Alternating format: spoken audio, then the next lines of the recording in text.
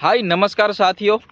दोस्तों बात करीશું જે રીતના અત્યારે ગુજરાતમાં જે વિકાસના જે દાવાઓ ફૂંકી રહ્યા છે આજની સરકારમાં જે નેતાઓ, ત્યાંના તંત્ર અને ત્યાંના સ્થાનિક સાંસદ હોય કે ધારાસભ્ય હોય, મિત્રો વાત કરીશું એવો જ વિકાસ આપણે છોટાઉદેપુર જિલ્લાના કવાંટ તાલુકાના માણકા ગામની અંદર એક રોડ, નવીન રોડ કરોડો રૂપિયાના ખર્ચે બનાવવામાં આવ્યો છે, પરંતુ એ રોડની હાલત તમે જોશો ને મિત્રો, 20 જ દિવસમાં આ જે રોડ બનાવ્યો છે એનું ડામર જે ઉખડીને હાથમાં આવી રહ્યું છે। મિત્રો ત્યાંના સ્થાનિક જે લોકો છે એ લોકોનો આક્ષેપ છે કે ભાઈ આ ભ્રષ્ટાચારી રોડ જે બનાવનાર કોન્ટ્રાક્ટરો, ત્યાંના અધિકારીઓ અને ત્યાંના તંત્ર ઉપર કાર્યવાહી કરવામાં આવે અને ક્યાંક ને ક્યાંક આ રોડ ફરી એમ કહેવાય કે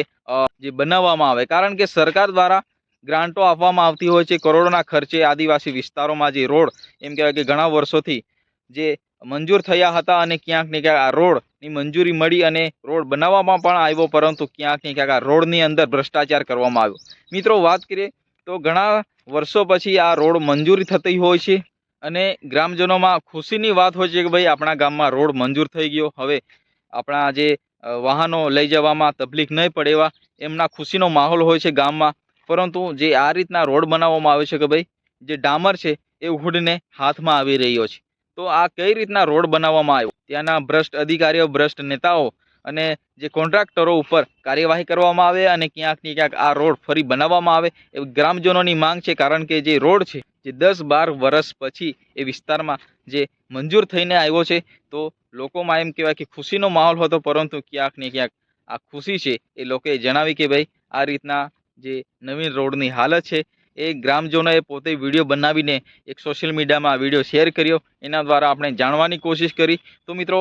જે ગ્રામજનોનો ખૂબ મોટો આક્ષેપ છે ભાઈ આ જે રોડ છે બનાવવામાં આવ્યો ત્યારે એ વિસ્તારના કોઈ એમ કહેવાય કે અધિકારીઓ વિસ્તારમાં તપાસ કરવા માટે આવ્યા નહોતા અને કોન્ટ્રાક્ટર જાતે જેવા તેવા મટીરિયલ વાપરીને અને કાળજી વગર આ જે રોડ છે એ બનાવવામાં આવ્યો છે અને એમની હાલત છે એ 20 જ દિવસમાં આ રીતના જે ડામરની કાંકરીઓ છે એ બહાર ઉખડીને આવી છે। તો મિત્રો આ જે રોડ છે એ આપણે એક જ વિસ્તારની વાત નથી કરતા, અલગ અલગ જગ્યાએ જે રોડ મંજૂર થઈને આવ્યા અને બનાવવામાં પણ આવ્યા, પરંતુ આ જ સ્થિતિ છે કે ભાઈ એ વિસ્તારમાં જે રોડ છે એ બનાવવામાં તો આવ્યા છે, પરંતુ એની હાલત છે એ થોડા દિવસોમાં જ આ પ્રકારની જોવા મળતી હોય છે, કારણ કે એ કોન્ટ્રાક્ટરો કાચું મટીરિયલ વાપરતા હોય છે અને ક્યાંક ને ક્યાંક પોતે પોતાના ખીચાની અંદર 10 રૂપિયા પચાવવા સારું આ રીતના કાચું મટીરિયલ વાપરીને અને જે સરકારમાં જે ખાલી ખોટા ફોકટના જે બિલો પાસ કરાવતા હોય છે। સરકાર તો વિકાસ કરતો હોય છે અને ખાસ કરીને આદિવાસી વિસ્તારમાં ગ્રાન્ટો પણ ફાળવતી હોય છે, પરંતુ એ વિસ્તારના અધિકારીઓ, ભ્રષ્ટ તંત્ર જે આ વસ્તુ ઉપર જ્યારે એ વસ્તુ બનતું હોય છે, રોડ જેમ કે બનતા હોય છે ત્યારે એમને કાળજી લેવાની હોય છે, સ્થાનિક જે નેતાઓ છે એમને ગ્રાઉન્ડ રિપોર્ટ કરવાનો હોય છે અને ક્યાંક ને ક્યાંક આ જે કોન્ટ્રાક્ટરોનો જે ભેદ ઉકેલવાનો હોય છે, પરંતુ ક્યાંક ને ક્યાંક એ વિસ્તારના નેતાઓ પણ મિલીભગત થઈ જતા હોય છે, ક્યાંક ને ક્યાંક અમને 2-5 રૂપિયા આ કામની અંદરથી મળે, પરંતુ અહીંયા પ્રજા દુઃખી છે, કારણ કે પ્રજા કાયમ માટે એ રોડ રસ્તેથી એમને પસાર થવાનું છે, રાત હોય કે દિવસ હોય। કદાચ એમના જે ગ્રામજનોની વેદના છે એ નેતા લોકો તો નહીં જાણી શકે, કારણ કે નેતાઓ તો પોતાને અય્યાશી કરવી, પોતે પોતપોતાનું જ વિચારતા હોય છે, કારણ કે એમને તો શહેરોમાં મોટા બિલ્ડિંગો એમ મોટા એમ કહેવાય કે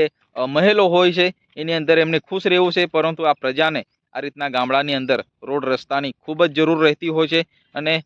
વાત કરીએ તો રોડ એ ગ્રામજનો માટે મુખ્ય એમ કહેવાય કે જરૂર વસ્તુ એટલે આ રોડ, પરંતુ આ રોડની દશા આવી હોય તો આ ગ્રામજનોમાં એમ કહેવાય કે આ પ્રકારની દશા હોય તો એમની પછી હાલત અને ગ્રામજનો વિરોધ કરી રહ્યા છે કે ભાઈ ફરી આ વિસ્તારમાં રોડ બનાવવામાં આવે અને ચોક્કસ પ્રકારમાં મટીરિયલ, પાકું મટીરિયલ એમાં નાખવામાં આવે અને આ રોડની જે સ્થિતિ છે એ ફરી લાંબા સમય સુધી ચાલી શકે એ પ્રકારનું મટીરિયલ નાખીને રિપેર કરો, એ ગ્રામજનોનો એમ કહેવાય કે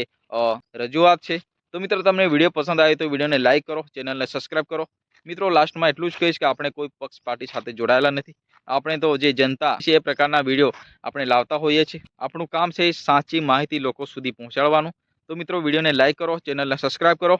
વધુમાં વધુ શેર કરો। ફરી મળીએ નેક્સ્ટ વિડીયોમાં, ત્યાં સુધી જય હિન્દ,